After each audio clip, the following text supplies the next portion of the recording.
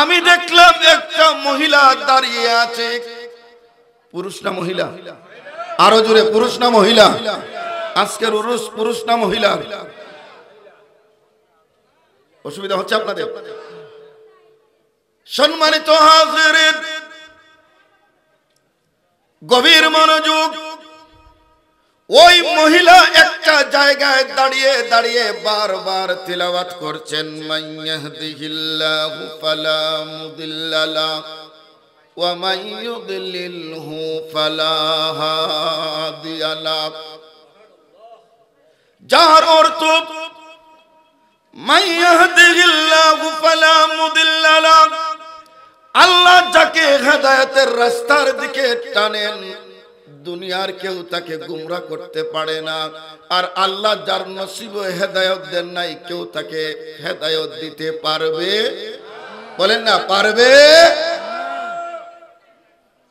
এই আয়াতে কারিমা বারবার তিলাওয়াত করতেছেন আব্দুল্লাহ ওয়াসিতি রাহমাতুল্লাহ আলাইহি। অনেকক্ষণ শোনার পরে তিনি চিন্তা করলেন ওই মহিলাটা মনে হয় রাস্তা হারিয়ে ফেলেছে।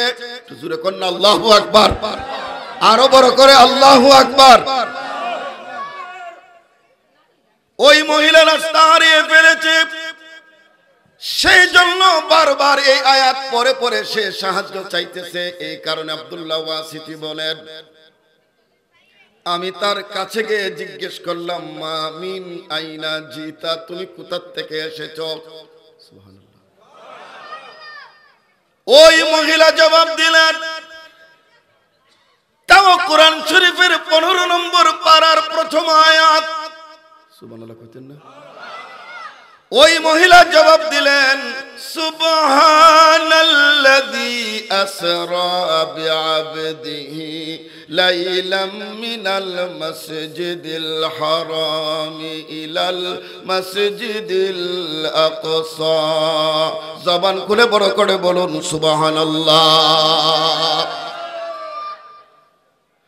ওই মহিলা জবাব দিলেন, আব্দুল্লাহ ওয়াসিতি, আমি সুদূর ফিলিস্তিনের মসজিদুল আকসা থেকে মসজিদে হারামে এসেছি। একটু জোরে কর না সুবহানাল্লাহ, আল্লাহু আকবার।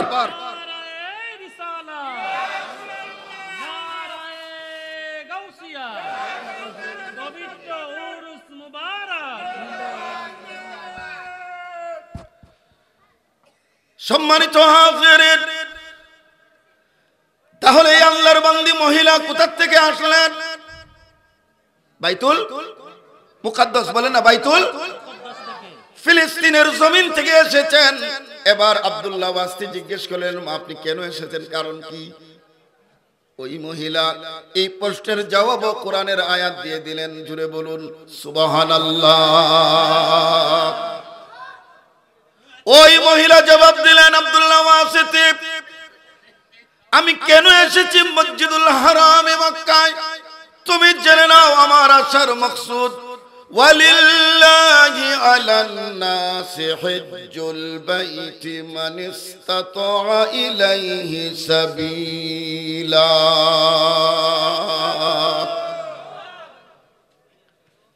আমি এসেছি আল্লাহর ঘর বাইতুল্লাহর হজ আদায় করার জন্য। হজ কার জন্য? কথা কর না, কার জন্য? ওয়ালিল্লাহি আলান নাস, হজ কেবলমাত্র আল্লাহর জন্য। সবার নসিবে হজ নাই, সবার নসিবে বাইতুল্লাহর জিয়ারত নাই। লক্ষ কোটি কোটি টাকার মালিক হতে পারে, কিন্তু বহু মানুষ বাইতুল্লাহ যাইতে পারে না, এমন আছে না নাই? কথা বলেন, আছে না নাই? আবার দেখা গেছে দিন আনে দিন খাই, 2-3 বার বাইতুল্লাহ দেখে আসছে, এরকম মানুষও সমাজে আছে না নাই? কারণ কি? আল্লাহ রাব্বুল আলামিনের খলিল হযরত ইব্রাহিম আলাইহিস সালাম বাইতুল্লাহ কাবা শরীফ নির্মাণ করার পর আল্লাহ তাআলাকে বললেন, আল্লাহ এখন আমি কি করব? আল্লাহ বলেন, ইব্রাহিম পাহাড়ের উপর উঠে তুমি আযান দাও, হজের মানুষকে ডাক দাও, হজের ওয়াজ্জিন ফিন নাস। ইব্রাহিম বলেন, আল্লাহ মাইক নাই, সাউন্ড নাই, কোনো কিছু নাই, ঘর বাড়ি আবাদি কেউ নাই। আয় রব, আমার এই আহ্বান কে শুনবে? এখানে তো কোনো মানুষ নাই। আল্লাহ তাআলা বলছেন, ইব্রাহিম আযান দেওয়ার দায়িত্ব তোমার, পৌঁছানোর দায়িত্ব আমি আল্লাহর। আযান দেওয়ার দায়িত্ব খলিলের, আর আযানের আওয়াজ বান্দার কানে পৌঁছানোর দায়িত্ব জলিলের। একটু জোরে করুন আল্লাহু আকবার। আল্লাহর খলিল হজের এলান যখন করে দিলেন, আল্লাহ রাব্বুল আলামিন তার কুদরতের ব্যবস্থাপনায় এই আওয়াজ পৌঁছাইলেন সমস্ত মানুষের কানে যারা দুনিয়ায় ছিল। শুধু তাই না, যারা মায়ের পেটে ছিল আল্লাহ তাদের কানেও আওয়াজ পৌঁছায়া দিয়েছিলেন। শুধু তাই না, আলমে আরহাম রূহের জগতে যারা ছিল, দুনিয়ায় আসে নাই, আসার জন্য অপেক্ষমান, আমার আল্লাহ তাদের কাছেও সে আওয়াজ পৌঁছায়া দিয়েছিলেন। কিন্তু সমস্ত রূহগুলো, সে রূহের জগতে হোক, দুনিয়ায় হোক, মায়ের পেটে হোক, সবাই আওয়াজ শুনেছে, কিন্তু সবাই জবাব দেয় নাই। তাফসীরের ভিতরে এসেছে যে যতবার লাব্বাইক বলেছে আল্লাহ তার কিসমতে ততবার বাইতুল্লাহর হজ লিখে দিয়েছেন। আরো জুড়ে, এই জন্য হজের ইহরামের কাপড় পরার পর, একটু জোরে করুন আল্লাহু আকবার, আরো জোরে করুন আল্লাহু আকবার। আপনি যখন ইহরামের কাপড় পরে ঢাকা এয়ারপোর্ট থেকে বিমানে উঠবেন, তখনই আপনার প্রথম যে শব্দটা হবে লাব্বাইক। শব্দটা কি? জোরে বলুন না, শব্দটা কি? আরো বড় করে বলুন না, শব্দটা কি? এরপরে আল্লাহুম্মা, মকসুদ সাহেব আছেন মাশাআল্লাহ, আমি তো বুঝে চলে গেছি, বুঝি মাশাআল্লাহ, আমার কিসমত ভালো। ওলামাদেরকে জিজ্ঞেস করেন, শব্দটা হওয়া উচিত ছিল আল্লাহুম্মা লাব্বাইক আগে, কিন্তু আল্লাহুম্মা লাব্বাইক কি পরে আর লাব্বাইক আগে। এখন এই লাব্বাইক এটা তো মাহজুফ। ওই যে আমরা দেশের কিছু মানুষ আছে না, ওই যে কয় না খারু ছিল সিন্নি খাইলাম সব ছিল না, এরকম কিছু গর্দানা মোটা আছে না নাই, মাথো না বা আছে না নাই, সারা দিন খালি সামরার পয়সা খুঁজে, দান খুঁজে, কিন্তু ইয়া নবীর লেগে খারুনি খবরও দৌড়ে। কথা কর না, আছে না নাই? আউলিয়াদের মাজারে যাওয়াকে যারা দুর্গা পূজার সাথে তুলনা দেয়, এরকম বকবক বক্ত আছে না নাই? জোরে বলুন না, আছে না নাই? এদেরকে শিক্ষা নেওয়া উচিত। আল্লাহ বলেন, এ দুনিয়ার মানুষ, যেহেতু আমার পক্ষ থেকে আগে ডাক দিয়েছে আমার খলিল, আমার ঘরে আসার পরে আগে আমার খলিলের ডাকে সাড়া দাও। জোরে বলুন না সুবহানাল্লাহ। লাব্বাইক মানে এ ইব্রাহিম, তুমি যে ডাক দিয়েছিলে, কানে যে শুনেছিলাম, আজকে বাইতুল্লাহ এসে তোমার ডাকে জবাব দিচ্ছি। লাব্বাইক এরপরে শব্দ হচ্ছে আল্লাহুম্মা, আগে খলিলের জবাব, তারপরে জলিলের জবাব। আর আমরা এমন ফাখনা, আমরা খলিল সারছি, জলিলে ধরছি। তো আল্লাহ বলে, আমার খলিল বাদ দিয়ে আমার কাছে আসলে কোনো লাভ, বলেন না কোনো লাভ। সম্মানিত হাজিরিন, ওই মহিলা জবাব দিলেন, ওয়ালিল্লাহি আলান নাসি হিজ্জুল বাইতি মান ইসতাতা ইলাইহি সাবিলা, আমি এসেছি আল্লাহ তাআলার ঘর জিয়ারতে, খানায়ে কাবার হজে। একটু জুবান খুলে বলুন সুবহানাল্লাহ। এখন খানায়ে কাবা কার ঘর? জোরে বলুন না, কার ঘর? সম্মানিত হাজিরিন, ইমামে গাজ্জালি ওনার কিতাবের ভিতরে এনেছেন, আল্লাহর এক ওলি আল্লাহর ঘর খানায়ে কাবার জিয়ারতে পায়ে হেঁটে হেঁটে মক্কাতে গিয়েছেন। যাওয়ার পর তিনি আশ্চর্য হইয়া ডাক দিলেন, আল্লাহ, এত দূর থেকে এতদিন পায়ে হেঁটে তোমার ঘরে আসলাম, তোমার ঘর তো আমি দেখি না, ঘর তো নাই, ঘর গেল কোথায়? খানায়ে কাবা বলে না খানায় কাবা, খানায় কাবা আছে, ইট পাথরের ঘর আছে, কিন্তু রুহে কাবা নাই, আসল কাবা নাই। আল্লাহ রাব্বুল আলামিন ইলহাম করে দিলেন ওয়ালির সিনায়, তুমি এসেছো আমার ঘরকে দেখার জন্য, কিন্তু আমার এক মহিলা আশেকা, সে বড় দুর্বল, লাঠি ভর দিয়ে দিয়ে আমার ঘরের দিকে আসতেছে। আমি আল্লাহ তার সম্মানে আমার ঘর বাইতুল্লাহকে আমি পাঠাইয়া দিয়েছি। একটু জোরে বলুন না সুবহানাল্লাহ। সম্মানিত হাজিরিন, ওই মহিলা যখন হজের কথা স্বীকার করলেন, আব্দুল্লাহ ওয়াসিতি চিন্তা করলেন তাহলে ওই মহিলাটাকে একটু সাহায্য করা দরকার। তিনি বললেন, মা আপনি যদি ইচ্ছা করেন আমার উটের হাওদার উপর আপনি বসবেন, আমি আপনাকে আপনার গন্তব্যে পৌঁছায়া দিব। সুবহানাল্লাহ। আরো জোরে। ওই মহিলা কোরআনের আয়াত দিয়ে জবাব দেন, ওয়ামা তাফআলু মিন খায়রিন ইয়ালামুহুল্লাহ।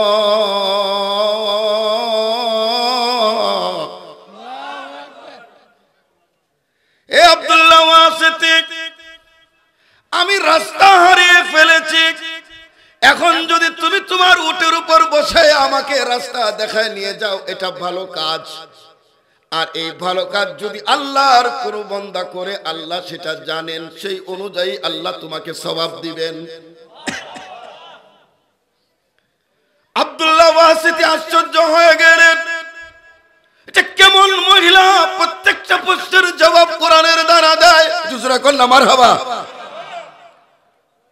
হযরত আব্দুল্লাহ ওয়াসিতি উটকে বসাইলেন আর বললেন, মা আপনি আমার উটের পিঠের উপর বসেন। কিতাবের ভিতরে এসেছে আব্দুল্লাহ ওয়াসিতি উটের দিকে তাকিয়ে আছেন, মহিলাটা উটের পিঠে বসবে। সে কোরআনের আয়াত দিয়ে বলে, কুল্লিল মুমিনিনা ইয়াগুদ্দু মিন আবসারিহিম। আরো জোরে। ওই মহিলা বলে, আব্দুল্লাহ ওয়াসিতি তুমি কি কোরআন পড়ো নাই? যখন কোন বেগানা নারী দেখবে তখন তোমার দৃষ্টি নিচের দিকে রাখবে, তুমি যদি দৃষ্টি নিচের দিকে না করো তো আমি তোমার উটের উপর বসবো কেমনে? তো জুড়ে বলতে হবে সুবহানাল্লাহ। তাহলে আমরা যারা মুসলমান, আমরা যখন রাস্তা দিয়ে হাঁটবো আমাদের দৃষ্টি নিচের দিকে না উপরের দিকে? আরো জোরে। এদিকে বলতেছেন, এদিকে বলে না, নিচের দিকে না উপরের দিকে? কিন্তু আমরা একটা মাসলা জানি। মাসলা রয়েছে কি, একবার দেখা, কথা বলে একবার তাকানো কি? এখন এই যে তাকানি দিছে আর ফলক মারেন আল্লাহ মাশাআল্লাহ, সাইগেলা রাতিম দি শোক ইন্দি কোন সময় যে খালো গেছে খবর নেই। আছে না নাই? কথা কও না, আছে না নাই? কখনোই রং করবেন না। মুমিনের দৃষ্টি সব সময় থাকবে নিচের দিকে। মুমিন কখনো বেগানা নারীর দিকে তাকাতে পারে? বলেন না, তাকাতে পারে? একটু দরুদ শরীফ পড়েন, আল্লাহুম্মা সাল্লি আলা মাওলানা মুহাম্মাদ ওয়া আলা আলি সাইয়্যিদিনা।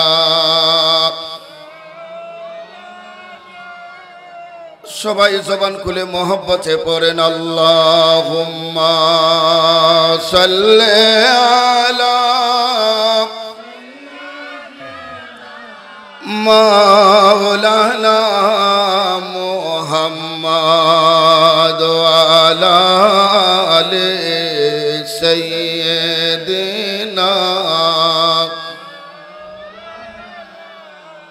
আল্লাহ তুমি দয়া করো, নসিব করো মদিনা। আল্লাহ তুমি দয়া নসিব করো मदीना नबी जी के ना देख नबी जी के ना देखया कबर देशे नियो ना अल्लाहुम्मा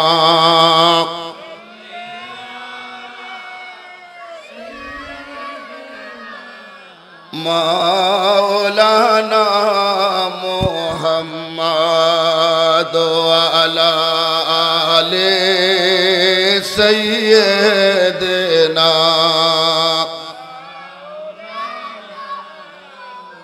কষ্ট হচ্ছে আপনাদের, খারাপ লাগতেছে আপনাদের, একটু জোরে কন্যা মারহাবা। এবার উটের হাওদার উপর ওই আল্লাহর বান্দি বসছেন। আল্লাহর ওলি আব্দুল্লাহ ওয়াসিদ জিজ্ঞেস করেন, মা ইসমুকে, তোমার নাম কি? এখন এখানে যতগুলো মানুষ প্রত্যেকের একটা নাম আছে না নাই? সবার নাম কি কোরআনে আছে? আল্লাহর বান্দে এত সুন্দর কোরআনকে রপ্ত করেছিলেন। আব্দুল্লাহ ওয়াসির জবাবে বলেন, ওয়াজকুর ফিল কিতাবি মারইয়াম। আজকে উরুস, যে ওনার নাম কি?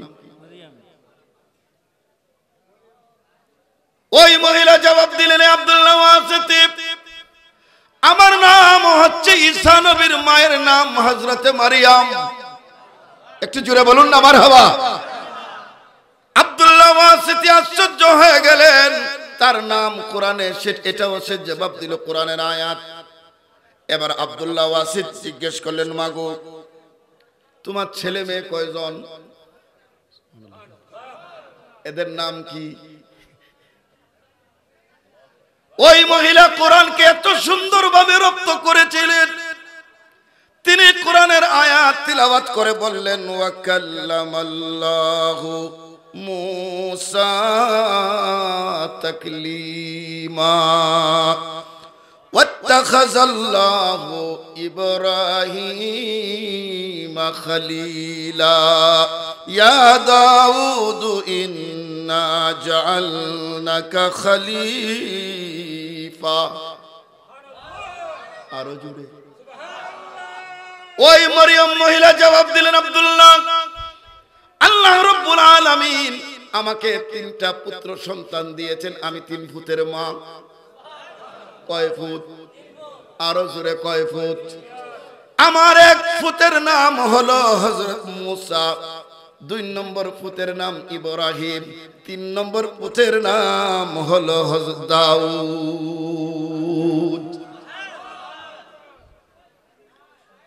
তাহলে কোরআনে আছে না নাই? কোরআনের প্রেমিক প্রেমিকা আছে না নাই? আশিক আশিকা আছে না নাই?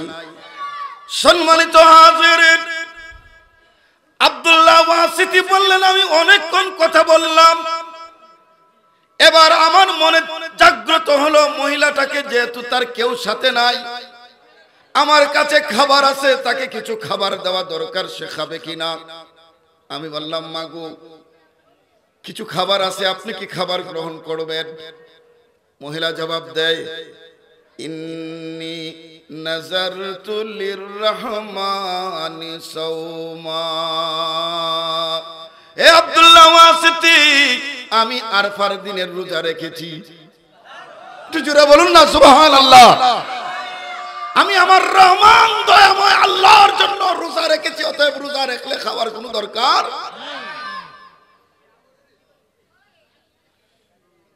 আব্দুল্লাহ ওয়াসিদ বলেন, আমি আর কথা বাড়ালাম না, কোন জায়গায় জানি ফেসে পড়ি। তাহলে মহিলার আর জ্ঞান আছে না নাই? আকল আছে না নাই? তাকওয়া আছে না নাই? বিচক্ষণতা আছে না নাই? দলিল, হযরত ইব্রাহিম আলাইহিস সালামের বিবি কয়জন? ইব্রাহিম নবীর বিবি কয়জন ছিলেন? কথা কয় না, কয়জন? জোরে বলেন না, কয়জন? একজনের নাম সারা, আরেকজনের নাম হাজেরা। আল্লাহ রাব্বুল আলামিনের খলিল আল্লাহ তাআলার নির্দেশে হাজরাকে বাইতুল্লাহ নির্বাসন দিয়েছিলেন। কথাটা সত্য না মিথ্যা?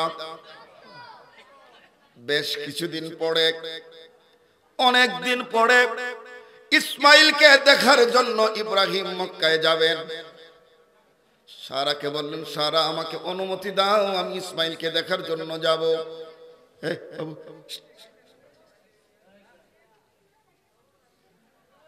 বিবি সারা বললেন, খলিল আপনি যাবেন, তবে আমার একটা শর্ত। কি? আপনি আপনার বাহন উট থেকে নামতে পারবেন না, জমিনে পা দিতে পারবেন না। তার মানে আপনি ঘরের ভিতরে যাওয়ার কোনো সুযোগ, যা করবেন উটের উপর বৈশা উট থেকে জমিনে পা দেওয়ার অনুমতি আপনার। এখন যদি আপনি পারেন তাহলে যান, আর না পারলে থাকেন। ইব্রাহিম আলাইহিস সালাম চিন্তা পড়ে গেছে, কি করুম, যাক অন্তত দেখলেও তো মনটা, বলে না মনটা। ইব্রাহিম নবী গেলেন, ইসমাইলের ঘরের চৌকাঠে দাঁড়ালেন। ইসমাইলের স্ত্রী জানে না উনি ইব্রাহিম তার শ্বশুর। তিনি জিজ্ঞেস করলেন, আইনা ইসমাইল, ইসমাইল কোথায়? ঘর থেকে উনার পুত্রবধূ জবাব দিলেন, আমার স্বামী শিকারে চলে গেছেন। তিনি জিজ্ঞেস করলেন, সংসার কেমন চলে? আল্লাহ মাশাআল্লাহ খুব ভালো, আমরা খুব সুখে শান্তিতে, কোনো কিছুর অভাব নাই। সুবহানাল্লাহ। আরো জোরে। মহিলারা যদি সবরের হয় এই ঘর জান্নাত। আর যদি সবরের না হয়, গোটা ব্রাহ্মণবাড়িয়ার মার্কেটও যদি আপনি করে দেন, এরপর খুব আরো দেন। কথা কোন আছে না নাই? আরো জোরে কোন আছে না নাই? এটার জন্য মহিলারা দায়ী নয়, এটার জন্য আমরা দায়ী।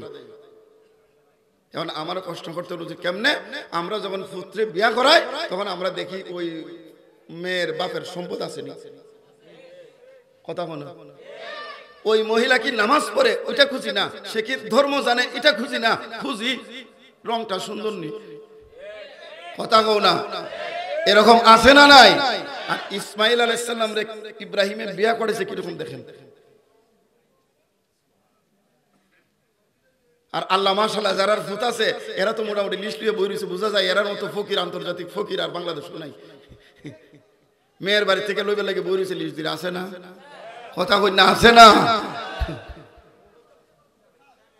সম্মানিত হাজিরিন, কি কষ্ট হইতেছে আপনারা?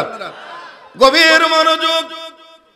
আমি ধীরে ধীরে কথাগুলো বলছি, যেহেতু আপনারা মনোযোগ দিয়ে শুনছেন কোরআনের আলোচনা। হযরত ইব্রাহিম আলাইহিস সালাম বললেন, মাশাআল্লাহ, আল্লাহ তোমাদের ঘরকে সুন্দর করুক, আবাদ করুক।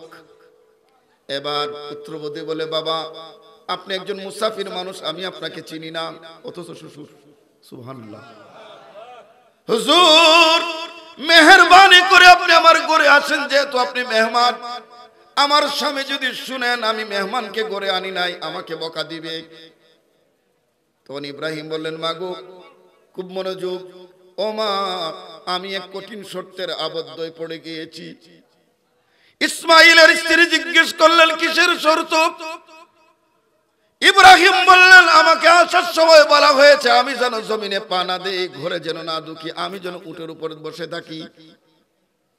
ও এইটা আমাদেরও মাসলা আছে। সুবহানাল্লাহ কইতেন না? আমরার মুফতিরা মাসলা পায় না, মহিলা মুস্তাফা। তাও ইব্রাহিম খলিলের সামনে একটু আল্লাহু আকবার বলতেন না? আল্লাহ যার সিনায় ইলম দিবেন, উতুল ইলমা দারাজাত, ইলমের কারণে আল্লাহ তার মর্যাদা বাড়াই দিবেন। আরো জোরে। আর ইলমের সাথে আল্লাহ যার সিনায় হিকমত দিয়েছেন, আল্লাহ বলেছেন উতি খাইরান কাসীরা, আমি তাকে সবকিছু দান করেছি। আরো জোরে বলুন না সুবহানাল্লাহ। একটা হচ্ছে ইলম, আরেকটা হচ্ছে হিকমত। আর ইলম হিকমত যখন সিনায় হয়ে আল্লাহর ওলির নূরি তাওয়াজ্জু সিনায় যখন বসবে, ওয়া আল্লামনাহু মিল্লাদুন্না ইলমা, তখন আল্লাহ ওই সিনায় সরাসরি ইলমের লদুনি ঢেলে দিবেন। জোরে বলুন সুবহানাল্লাহ।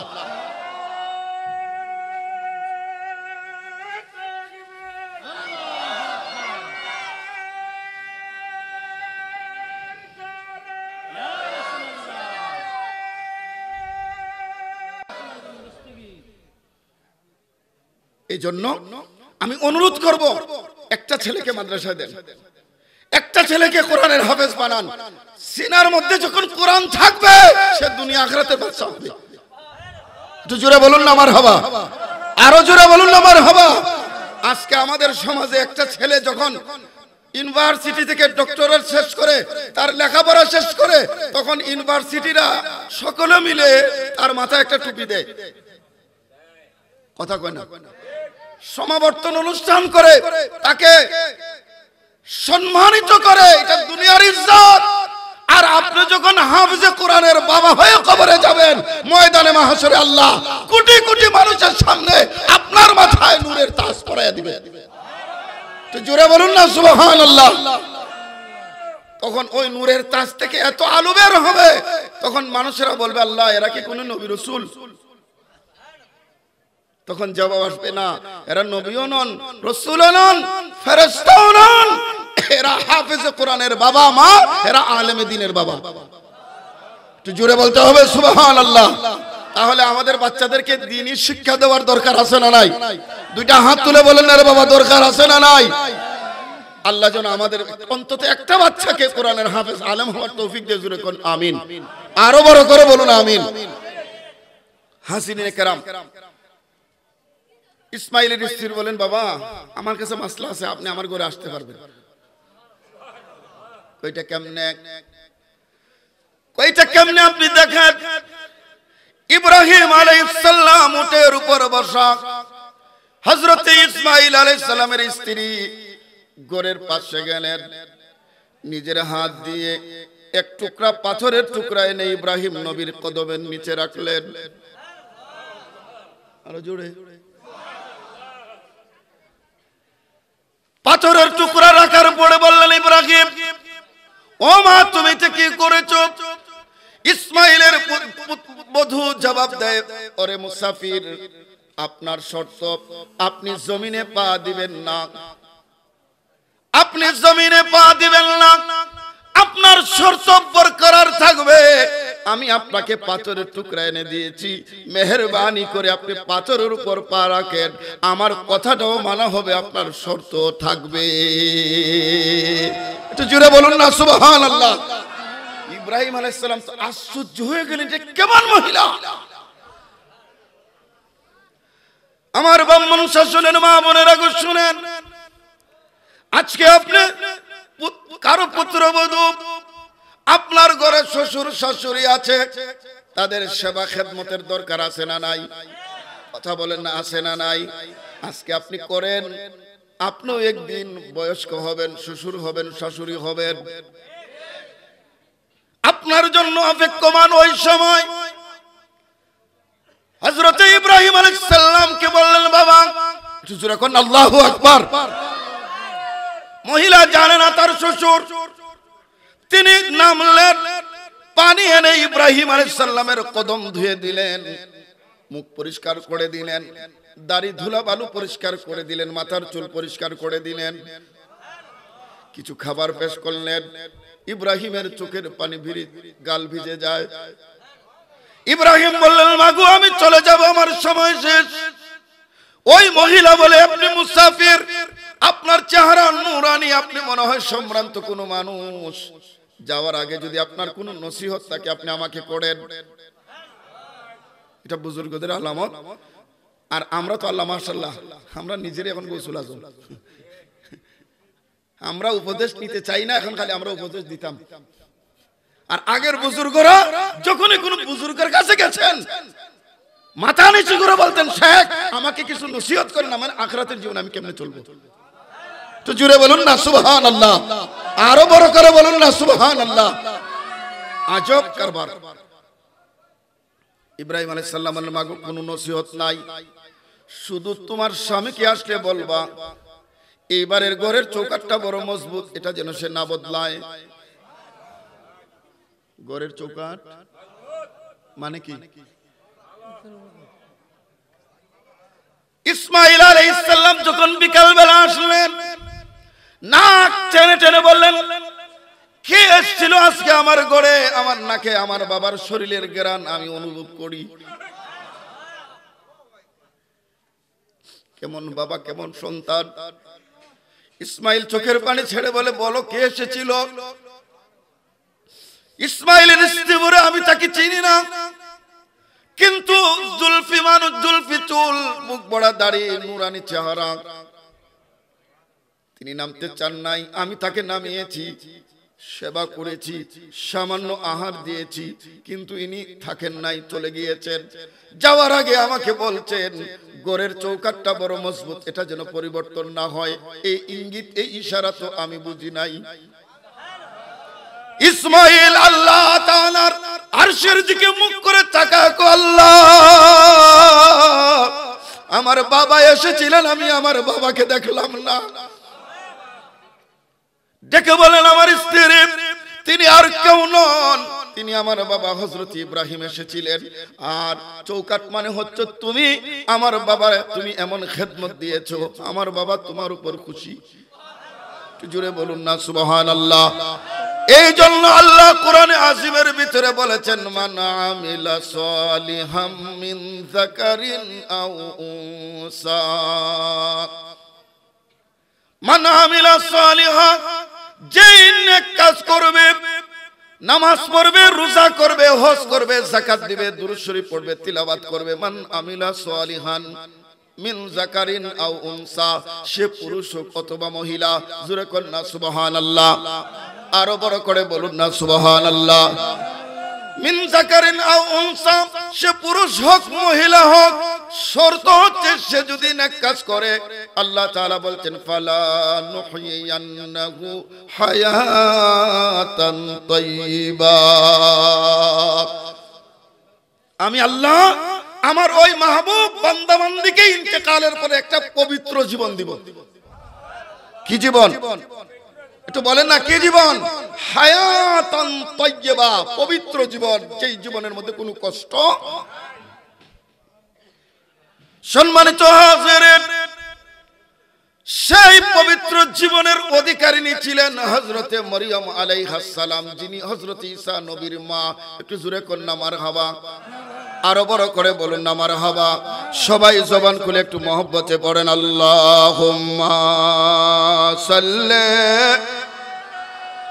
সাইয়্যিদিনা মাওলানা মুহাম্মাদ ওয়া আলা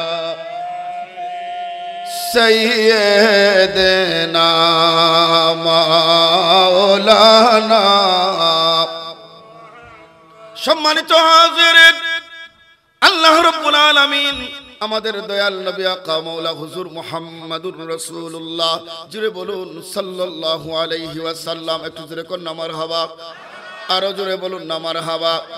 আমার নবীর শান মান কম না বেশি? জোরে কোন না কম না বেশি? আমার আলা হযরত আজিমুল বরকত ইমাম ইশকে মোহাব্বত ইমাম আহমদ রাজা বলছেন, ফরশ ওয়ালে तेरी शौकत का उलू क्या जाने, तुझे कन्ना या रसूल अल्लाह।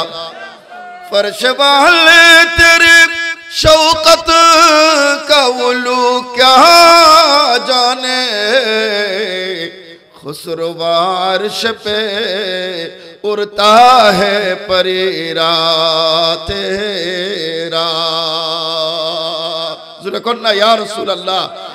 আমার আলা হযরত বলেন, ফরশ वाले तेरी शौकत का बुलू क्या जाने या रसूल अल्लाह। এই দুনিয়ার মানুষ জমিন वाला আপনার শান মান কি বুঝবে?